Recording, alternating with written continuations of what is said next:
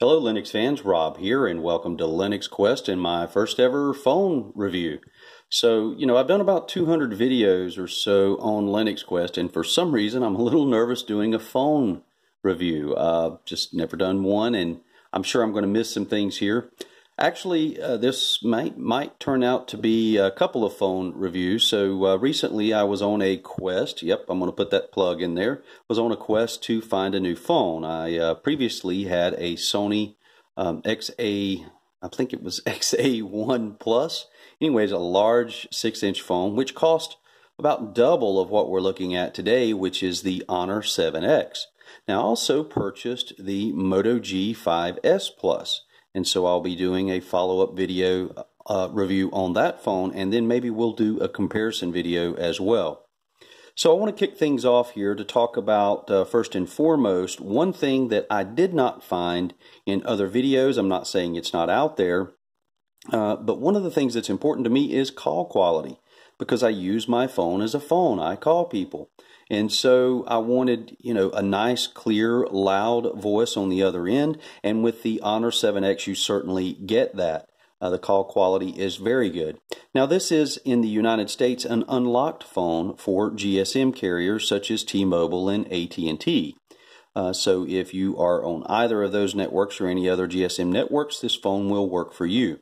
It has an SD card slot built into the SIM card slot. So you can add additional storage. Now, in the United States, you get 3 gigs of RAM and 32 gigs of storage, which is nice for a $200 phone. I believe in Europe, though, you get 4 gigs of RAM with 64 gigs of storage. And why they didn't bring that to the U.S., I really don't know. But at any rate, for the money, it's a good value. I was able to get this for $199, and it included a case in the box. I thought about doing an unboxing, but those videos are available online as well. Now, you'll see here a dual camera setup with built-in flash and fingerprint sensor, and this is in the blue tinted all metal body. This is an aluminum body, and I've got to say it's very nice to hold. It's not too thick, rounded corners everywhere, and in the blue color the antenna bands show up a little, but they're not ugly. Certainly, it's an attractive phone. And it's got a nice build quality to it as well. One thing I want to talk about here is the fingerprint sensor. So I'm just going to flip over. It's instantaneous. I've never used a phone where the fingerprint sensor is as instantaneous as this one. And so that's really nice. The other area that I was surprised for the money is the screen. And no, this is not going to compare to Samsung Galaxy S8 or Note 8 or anything like that. But it's a very, very nice screen. It's bright. You can see it outside just fine. The colors pop. Again, it's not Samsung level, but for the money, it's really a nice screen. Also, the 18:9 aspect ratio is really nice. It allows you more screen real estate lengthwise, but it's still easy to hold and manage. That 6-inch Sony phone, it just was cumbersome for that size. It had a 16:9 aspect, and with that 6-inch screen, it was just very difficult to hold with one hand. And you can manage this phone with one hand, which is nice. The speed of the phone. So I've been very pleased with that as well. I don't play games on my phone, so maybe a side scroller or a puzzle game or something like that. So I can't speak to heavy 3D games or anything like that. But I can tell you for day in, day out use, running apps and things like that, it's very nice. It's very smooth. This is Nova Launcher. What you're seeing on here is Nova Launcher. This isn't the stock EMUI, and we'll talk about that here in just a minute. But Nova Launcher runs fine. The scrolling is smooth. Web pages, things like that, no issues there. So pleased from the standpoint of performance. It's their own Kirin processor, I think 650 series, and again 3 gigs of RAM's plenty on this phone. Battery life has been really good. I think this is a 3,340 milliamp battery built into this. It is built in. You can't remove or change the battery. And I go all day, typically with, say phone usage, some GPS, some YouTube, reading, things like that. I'll go all day long and typically have somewhere between, say, 40 and 50 percent left at the end of the day, which is pretty good. On a really heavy day's usage, maybe where I'm watching more videos or using GPS, for a couple of hours, maybe I'm down to around 30, 28 or 30, I think is the worst I've seen at the end of the day. So really pleased with the battery life. Now, I've had this heavy use here for about 2 weeks. I really wanted to really get my hands on it and use it day in, day out before I did the video, and the battery's really hung in there. Areas where I'm kind of disappointed are, number one, the standard USB. It would be very nice to have a USB-C there, but for the money, I'm not going to complain.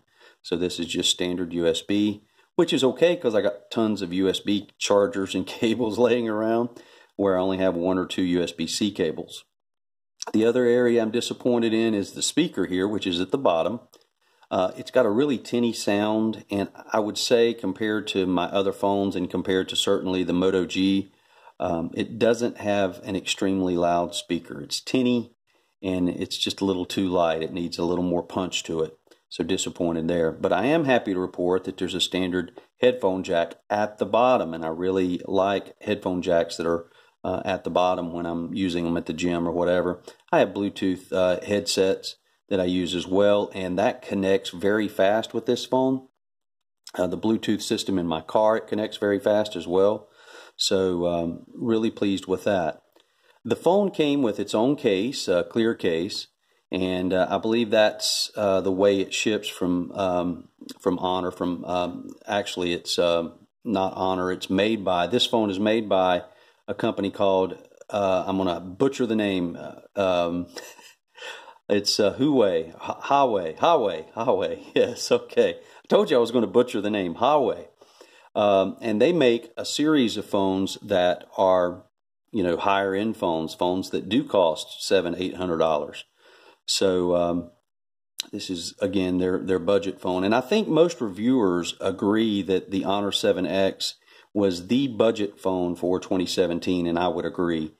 So far, I'm liking this better than my Moto G5. Not all things, and we'll talk about that a little later.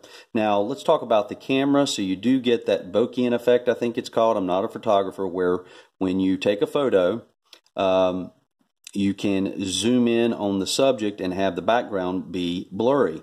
The image quality is good, and the settings are really nice on this phone. So if you swipe from the left, you'll see all of your different modes are quickly available. So you've got everything here from Pro Photo to Panorama, HDR, Pro Video, things like that. And then there's even more that you can download. So you've got what's called Good Food, which adds a lot of punch to the food to make it look better.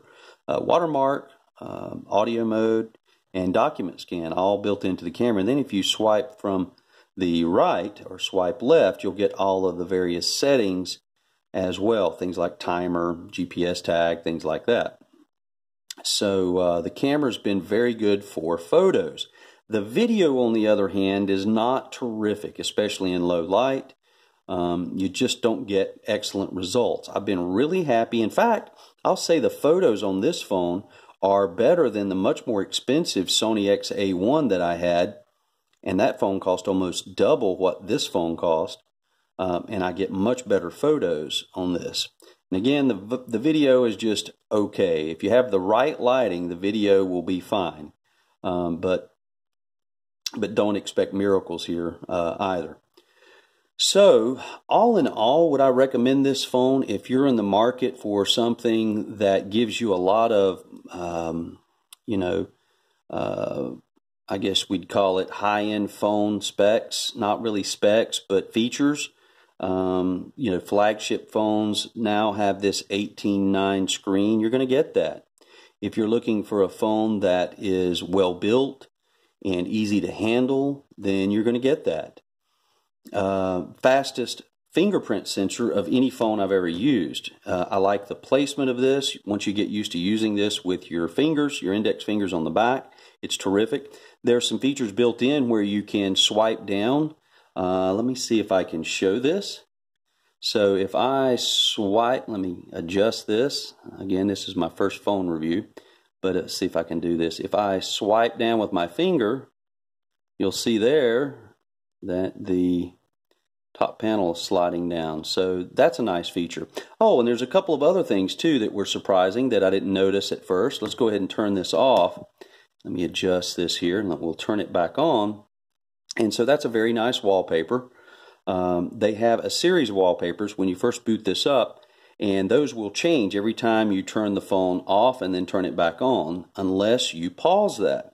Also, you have a step counter here. You could turn that off or on. Quick launch to your camera, clock, and date. What I didn't realize, and what was a surprise, is you can swipe up from the bottom, and now you've got quick access to voice recorder, calculator, flashlight, timer, Q-bar scanner, and then you can play or pause the wallpaper slide. So we'll slide that up one more time, and now we have that on pause. Or you can delete if you've got, in this series of images, if you've got a photo that you don't like, you can just simply delete that from the list and it will not show, or you can share that after you've taken a screenshot. So that was kind of hidden away, and I hadn't seen a video showing where that was located, so that's a really nice built-in feature. All right, now quickly, I don't want to miss this.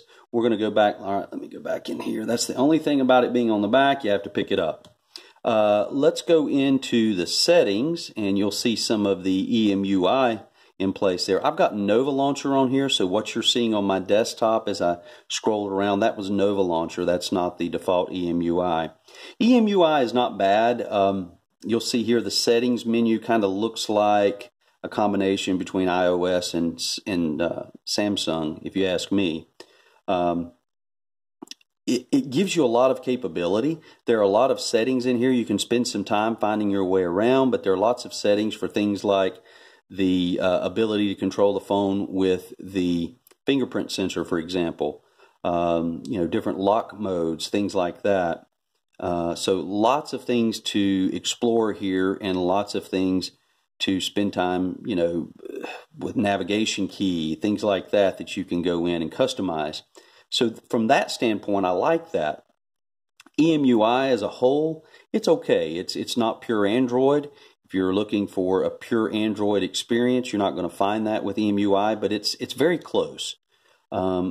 It's not certainly on the level of the Galaxy series of phones where everything is Samsung.